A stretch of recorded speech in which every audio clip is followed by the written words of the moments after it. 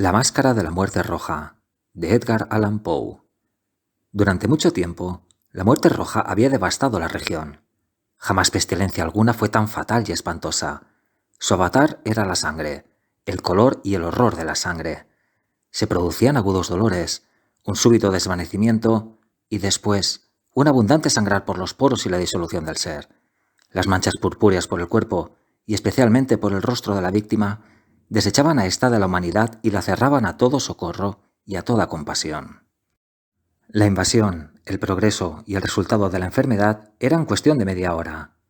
Pero el príncipe próspero era feliz, intrépido y sagaz. Cuando sus dominios perdieron la mitad de su población, reunió a 1.000.000 de amigos fuertes y de corazón alegre, elegidos entre los caballeros y las damas de su corte, y con ellos constituyó un refugio recóndito en una de sus abadías fortificadas. Era una construcción vasta y magnífica, una creación del propio príncipe, de gusto excéntrico, pero grandioso. Rodeábala un fuerte y elevado muro, con sus correspondientes puertas de hierro. Los cortesanos, una vez dentro, se sirvieron de hornillos y pesadas mazas para soldar los cerrojos. Decidieron atrincherarse contra los súbitos impulsos de la desesperación del exterior e impedir toda salida a los frenesíes del interior. La abadía fue abastecida copiosamente. Gracias a tales precauciones, los cortesanos podían desafiar el contagio. El mundo exterior, que se las compusiera como pudiese. Por lo demás, sería locura afligirse o pensar en él. El príncipe había provisto aquella mansión de todos los medios del placer. Había bufones, improvisadores, danzarines, músicos, lo bello en todas sus formas, y había vino. En el interior existía todo esto, además de la seguridad. Afuera, la muerte roja. Ocurrió a fines del 5º o 6º mes de su retiro, mientras la plaga hacía grandes estragos afuera, cuando el príncipe próspero proporcionó a su 1.000.000 de amigos un baile de máscaras de la más insólita magnificencia. ¡Qué voluptuoso cuadro el de ese baile de máscaras! Permítaseme describir los salones donde tuvo efecto. Eran 7, en una hilera imperial. En muchos palacios, estas hileras de salones constituyen largas perspectivas en línea recta cuando los batientes de las puertas están abiertos de par en par, de modo que la mirada llega hasta el final sin obstáculo. Aquí, el caso era muy distinto, como se podía esperar por parte del duque y de su preferencia señaladísima por lo bizarro. Las salas estaban dispuestas de modo tan irregular que la mirada solamente podía alcanzar una cada vez. Al cabo de un espacio de 20 o 30 yardas, encontrábase una súbita revuelta, y en cada esquina un aspecto diferente. A derecha e izquierda, en medio de cada pared, una alta y estrecha ventana gótica comunicaba con un corredor cerrado que seguía las sinuosidades del aposento. Cada ventanal estaba hecho de vidrios de colores que armonizaban con el tono dominante de la decoración del salón para el cual se abría. El que ocupaba el extremo oriental, por ejemplo, estaba decorado en azul, y los ventanales eran de un azul vivo. El segundo aposento estaba ornado y guarnecido de púrpura, y las vidrieras eran purpúreas. El tercero enteramente verde, y verdes sus ventanas. El cuarto, anaranjado, recibía la luz a través de una ventana anaranjada. El quinto, blanco, y el sexto, violeta. El séptimo salón estaba rigurosamente forrado por colgaduras de terciopelo negro, que revestían todo el techo y las paredes, y caían sobre un tapiz de la misma tela y del mismo color. Pero solamente en este aposento el color de las vidrieras no correspondía al del decorado. Los ventanales eran escarlata, de un intenso color de sangre. Ahora bien, no veíase lámpara ni candelabro alguno en estos 7 salones, entre los adornos de las paredes o del techo artesonado, ni lámparas ni velas, ninguna claridad de esta clase, en aquella larga hilera de habitaciones. Pero en los corredores que la rodeaban, exactamente enfrente de cada ventana, levantábase un enorme trípode con un brasero resplandeciente que proyectaba su claridad a través de los cristales coloreados e iluminaba la sala de un modo deslumbrante. Producíase así una infinidad de aspectos cambiantes y fantásticos. Pero en el salón de poniente, en la cámara negra, la claridad del brasero, que se reflejaba sobre las negras tapicerías a través de los cristales sangrientos, era terriblemente siniestra y prestaba a las fisonomías de los imprudentes que penetraban en ella un aspecto tan extraño que muy pocos bailarines tenían valor para pisar su mágico recinto. También en este salón erguíase, apoyado contra el muro de poniente, un gigantesco reloj de ébano. Su péndulo movíase con un tic-tac sordo, pesado y monótono.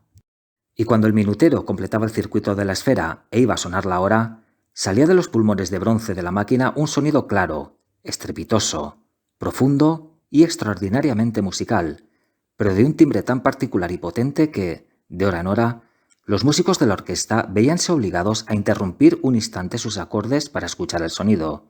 Los valsistas veíanse forzados a cesar en sus evoluciones.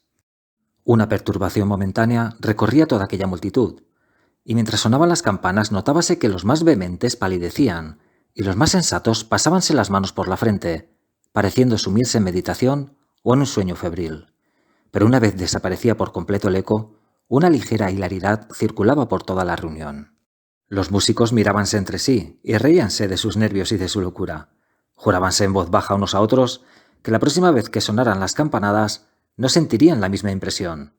Y luego, cuando después de la fuga de los 60 minutos que comprenden los 3600 segundos de la hora desaparecida, cuando llegaba una nueva campanada del reloj fatal, se producía el mismo estremecimiento, el mismo escalofrío y el mismo sueño febril.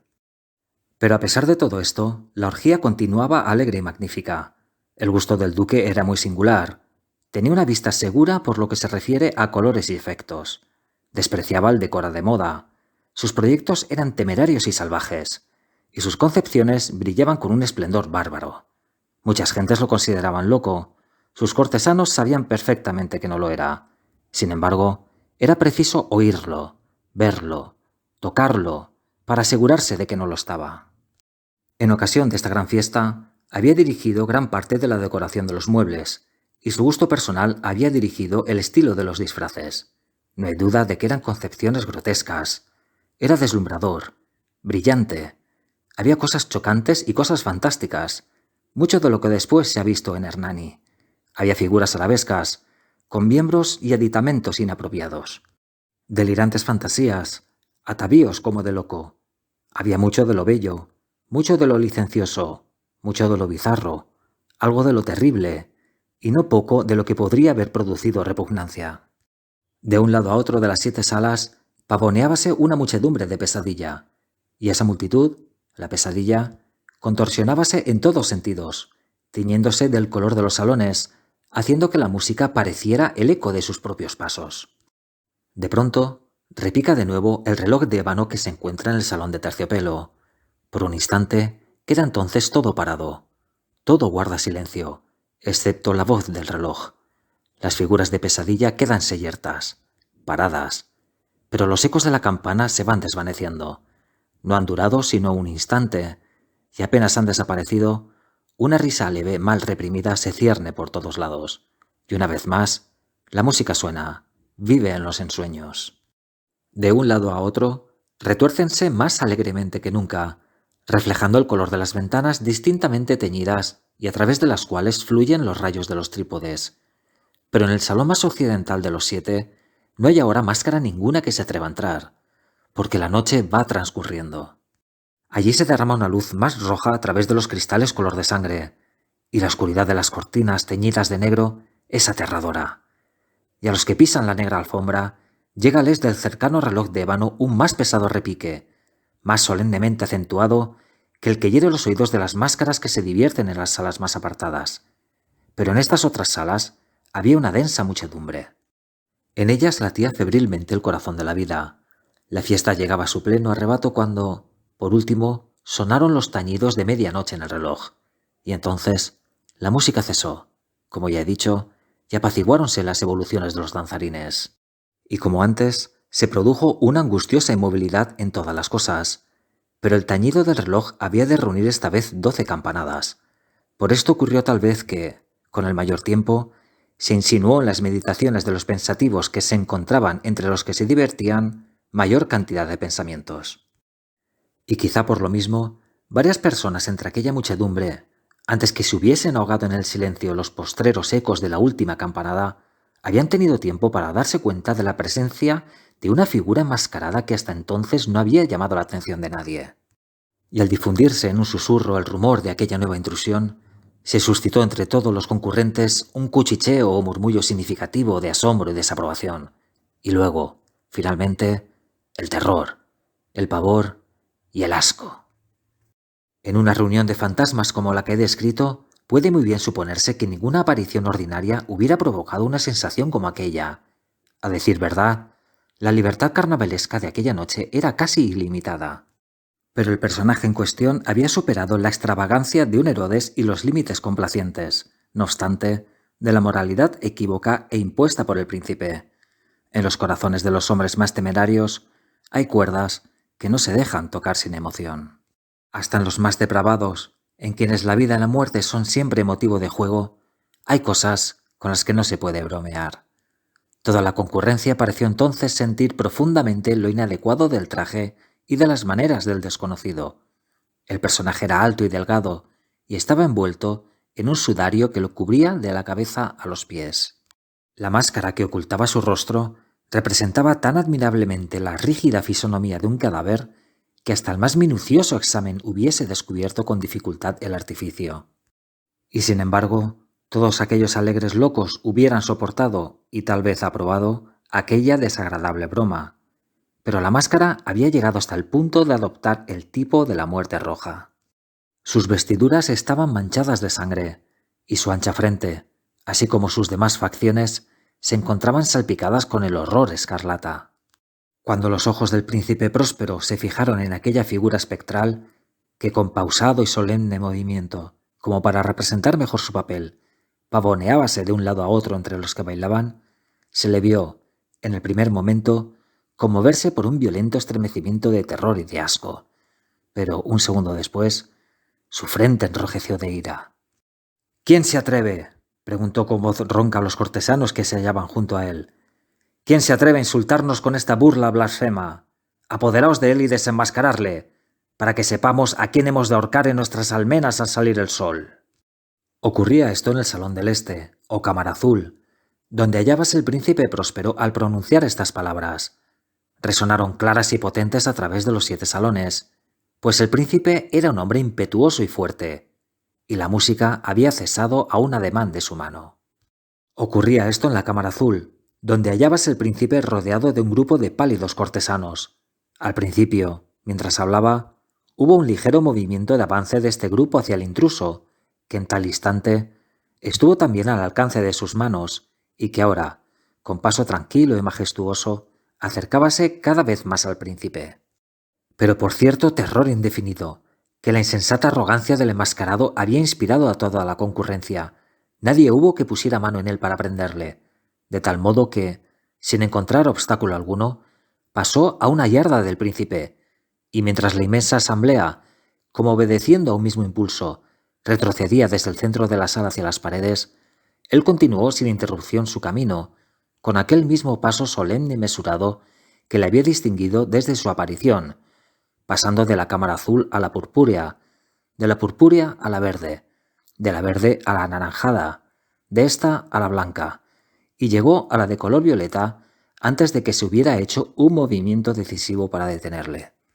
Sin embargo, fue entonces cuando el príncipe Próspero, exasperado de ira y vergüenza por su momentánea cobardía, se lanzó precipitadamente a través de las 6 cámaras, sin que nadie lo siguiera a causa del mortal terror que de todos se había apoderado.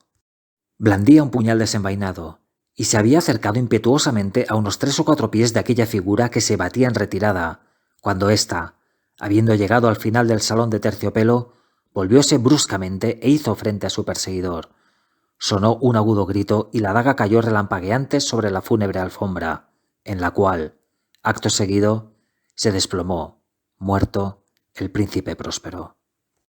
Entonces, invocando el frenético valor de la desesperación, un tropel de máscaras se precipitó a un tiempo en la negra estancia, y agarrando al desconocido, que manteníase erguido e inmóvil como una gran estatua a la sombra del reloj de ébano, exhalaron un grito de terror inexpresable, viendo que bajo el sudario y la máscara de cadáver que habían aferrado con energía tan violenta, no se hallaba forma tangible alguna.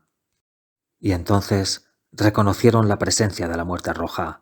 Había llegado como un ladrón en la noche, y uno por uno cayeron los alegres libertinos por las salas de la orgía, inundados de un rocío sangriento, y cada uno murió en la desesperada postura de su caída, y la vida del reloj de ébano extinguióse con la del último de aquellos licenciosos, y las llamas de los trípodes se extinguieron, y la tiniebla, y la ruina, y la muerte roja tuvieron sobre todo aquello ilimitado dominio.